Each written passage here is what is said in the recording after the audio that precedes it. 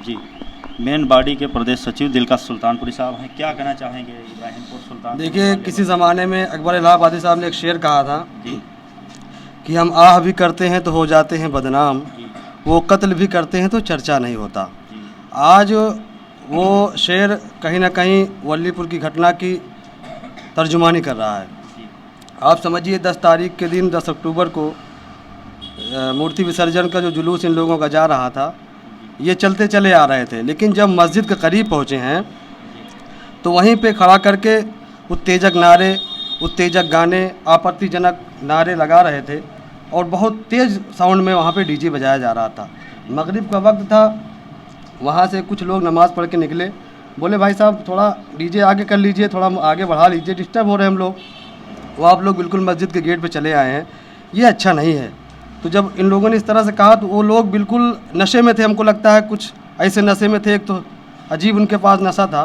वो लोग तलवार भी लिए थे, हथियार भी लिए थे और कहाँ पहुँचा है? हाँ, मैं बता रहा हूँ ना, पूरी तरह से हमको लगता है वो पहले से ही प्री प्लान थे, वो लोग कुछ करना चाहते थे।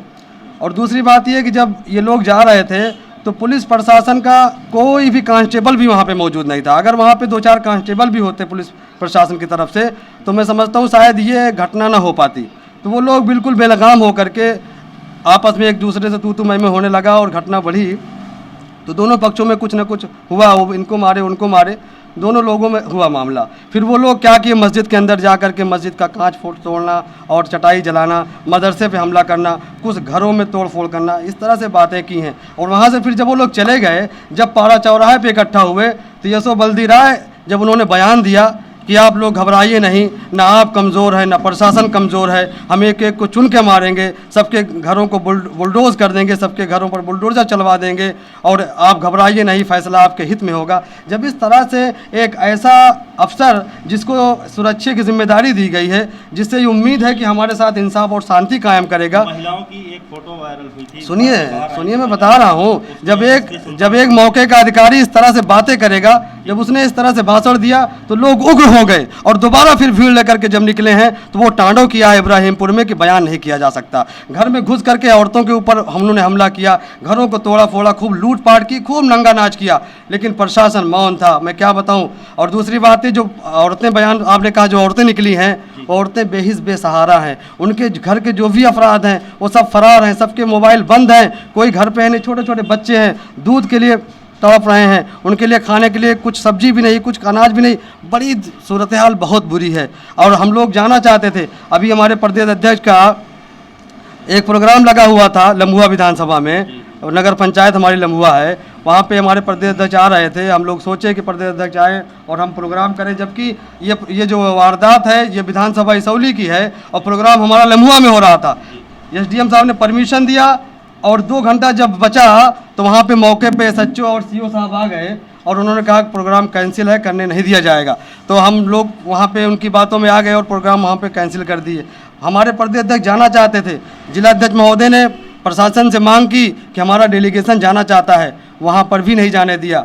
इस तरह से हमको दबाया जा रहा है और एक तरफा कार्रवाई की जा रही है। आप बताइए कि इस मुल्क में रहने वाला अक़लियत जब उसके साथ ये बर्ताव होगा तो आखिर वो किसके पास जाएगा? जब पुलिस का अधिकारी इस तरह से बात करेगा और उस पर कोई कार्रवाई नहीं होगी तो मैं जानना चाहता हूं कि उस पुलिस अधिकारी के पीछे किसकी पुस्तपनाई है, आखिर उसके पीछे किसका हाथ है, कौन सी ताकत उसके पीछे लगी हुई है जो अभी तक उस पर कार्रवाई नहीं हुई है। ये बहुत ही मजम्मत के लायक बातें हैं। मैं चाहता हूं, मैं जिला प्रशासन से मांग करता हूं कि मजलिस इत्तेहादुल मुस्लिमीन आपसे मांग करती है कि आप वहां पर इंसाफ कायम करिए, वहाँ पर न्याय करिए। जो लोग आज अपने घरों को छोड़ के फरार हैं, कोई परदेश में रह रहा है, यहाँ हैं भी नहीं लोग, लेकिन उनका नाम FIR में रख करके उनको डाल दिया गया है, उनको मुलजिम बना दिया गया है। अरे एक तरफा कार्रवाई, 72-75 लोगों को एक तरफा एक ही समुदाय से। अरे क्या वो लोग जो आए थे फूल बरसा रहे थे? क्या वो लोग बिल्कुल बेगुनाह थे, दूध के धुले थे? आप वीडियोज़ देखिए किस तरह से नंगा नाच किया गया है, मेरे पास सारे प्रूफ हैं। इधर से भी जख्मी किया गया है, एक बुढ़ा 70 साल का है, उसके सर पर तलवार लगी हुई है, सर पूरा फटा हुआ है। एक हमारा ख्याल से अधेड़ है, 50 साल की उम्र के होंगे, उनके नाक पे तलवार मारी गई है, दोनों आंखें उनकी जख्मी हैं, तलवार या नाक कटी हुई है। ये लोग बड़े ही बेहिसी के आलम में, बड़े मायूसी के आलम में फरार है, उनका कोई अता पता नहीं है। प्रशासन क्या कर रहा है हमारे साथ? प्रशासन क्या कर रहा है? तमाम ऐसे बेकसूर हैं जो आज की डेट में वो परदेश में हैं, खाना बदोशी की ज़िंदगी बसर कर रहे हैं, फरारी काट रहे हैं, यहाँ हैं भी नहीं, लेकिन उनको अपने बच्चों की रोजी रोटी के लिए कई महीनों से बाहर पड़े हुए हैं, लेकिन उनको मुलजिम बना करके उनको टार्चर किया जा रहा है। हमारे कांटेक्ट में कई ऐसे लोग हैं जो यहाँ हैं नहीं, उनसे हमारा राब्ता हो रहा है, उनका नाम जो है उस लिस्ट में है। वो बोल रहे हैं भाई साहब हम 2 महीने से 3 महीने से परदेश में, हमको कुछ पता भी नहीं है, लेकिन हमको मुलजिम बना दिया गया है। यहाँ जितने लोग वल्लीपुर में जो इब्राहिमपुर में रहने वाले हैं, किसी भाई का फ़ोन नहीं लग रहा है, सारे लोग फ़ोन बंद करके बिल्कुल फ़रार हैं, इतने खौफजदा हैं, इतने भयभीत हैं कि मैं बयान नहीं कर सकता मेरे भाई। आखिर प्रशासन कब उनको तसल्ली देगा, कब उनको एक आश्वासन देगा कि आप घबराइए नहीं। हमारा एप्लीकेशन नहीं लिया जा रहा है, अगर कोई रोड पे निकल भी रहा है तो उसको डिटेन करके तुरंत उसको जेल भेजा जा रहा है। क्या यही इंसाफ है? क्या यही इंसाफ? जमहूरियत बची है कि नहीं बची है हिंदुस्तान में? क्या तानाशाही कायम हो गई है? तानाशाह कोई आ गया है? जमहूरियत तो ये है कि हर किसी को अपनी आवाज़ कहने का मौका मिलना चाहिए, हर किसी को अपनी बात कहने का मौका मिलना चाहिए। लेकिन यहाँ मैं देख रहा हूँ लोग कह रहे हैं, अगर कोई हिम्मत करके आता भी है घर पे कि मैं चलूँ अपने बीवी बच्चों को देखूँ क्या हालात हैं, तो उसको डिटेन कर लिया जाता है, उसको तुरंत जेल भेज दिया जाता है। ये नहीं देखा जाता है कि कहाँ था, कैसा था, क्या था। और दूसरी तरफ यह है कि जो लोग ताड़ों किए, मस्जिद तोड़े, मदरसे पर हमला किए, घरों को तोड़ा फोड़ा, माँ बहनों के साथ मारपीट किया, आज वो लोग बिल्कुल बेधड़क घूम रहे हैं, उन पर कोई अंकुश नहीं है, उन पर कोई कार्रवाई नहीं है। आखिर हिंदुस्तान का ये मजलूम मुसलमान किससे न्याय की गुहार लगाए, किससे न्याय की गुहार लगाए? मैं योगी आदित्यनाथ साहब से गुजारिश करता हूं, अगर वो धार्मिक बनते हैं तो कोई भी धर्म अन्याय नहीं सिखाता है। हर धर्म वही है जो न्याय सिखाए, जो इंसाफ करे, वही धर्म है। अगर अन्याय बीच में आ गया तो फिर धर्म नहीं है। और जिस धर्म में मानवता नहीं बची है वो धर्म नहीं है, क्योंकि मानवता ही धर्म की सबसे बड़ी बुनियाद है। जिस धर्म में मानवता है वही धर्म है। अगर वो धार्मिक बनते हैं तो मैं योगी आदित्यनाथ से गुजारिश करता हूं कि आप अपने प्रशासन को ये निर्देश दे दीजिए, आदेश दीजिए कि वहाँ पर निष्पक्ष कार्रवाई की जाए, दोनों पक्ष को जो है दोनों पक्ष में कार्रवाई की जाए। अगर इधर से गिरफ्तार किया गया है तो उधर से भी पकड़ा जाए। ये नहीं कि सिर्फ मुसलमान ही गुनहगार है। अरे क्या वो लोग जो आए थे, आप वीडियोस है मस्जिद के सामने खड़े होकर के डीजे बजा रहे हैं, वो लोग समझा रहे हैं,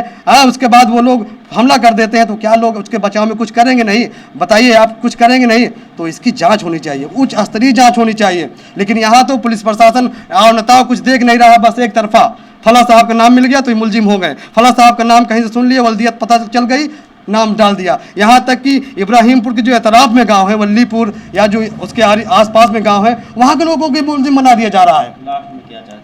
मैं लास्ट में यही कहना चाहता हूँ, मैं अपने जिला प्रशासन से और अपने इस हुकूमत से मांग करना चाहता हूँ कि मुख्यमंत्री जी, आप सबके मुख्यमंत्री हैं, आप सिर्फ एक समुदाय विशेष के मुख्यमंत्री नहीं हैं। आपको जो कमान मिली है पूरे उत्तर प्रदेश की, आपकी सब प्रजा हैं, आप सबके मुख्यमंत्री हैं। तो आप इब्राहिमपुर के इस मामले को संज्ञान लीजिए। और जो महरूम मजलूम ये कौम आज परेशान है, जो आज भयभीत है, जो डर के आलम में है, जो अपने घरों को छोड़ के पलायन कर रही है, मैं योगी आदित्यनाथ जी आपसे गुजारिश करता हूं कि अपने प्रशासन को आप आदेश दीजिए कि वहां पे जाकर के निष्पक्ष कार्रवाई करें, एक तरफा कार्रवाई नहीं करें। वरना हम मजलिस के लोग खामोश नहीं बैठेंगे। जैसे भी हो सकेगा हम लड़ाई सड़क से लेकर के हमारा कायद संसद तक लड़ेगा, हम लोग निकल करके आंदोलन करेंगे, हम खामोश नहीं बैठेंगे। अब खामोशी बहुत हो गई, खामोश मिजाजी तुझे जीने नहीं देगी, जीना है इस दौर में तो कोहराम मचा दे। अब हम ये जो लड़ाई लड़ेंगे आर पार की लड़ेंगे इंशाअल्लाह, जब तक हमको इंसाफ नहीं मिल जाता है।